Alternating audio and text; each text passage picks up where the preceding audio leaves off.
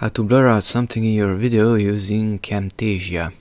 Come here to the left side to this toolbar, go to Annotations. N is the hotkey for Annotations, and this water droplet sign which is called Special, click on that one, and the next water droplet which is called Blur.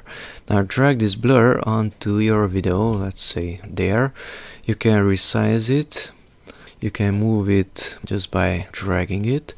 Okay, it's even snapping to the corners if you want. Okay, is this one on the timeline? You can make it appear for a longer period of time or for a shorter period of time, appear sooner or appear later. Here on the right side you have the properties button.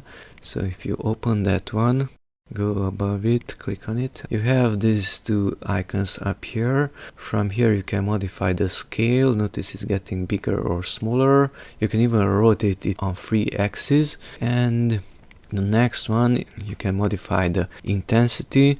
So let's place it there. Now it's more transparent, more blurred out.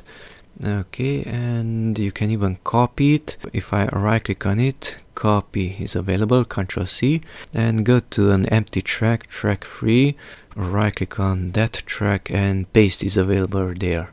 Okay, and now you can use multiple versions of these blurring squares, rectangles.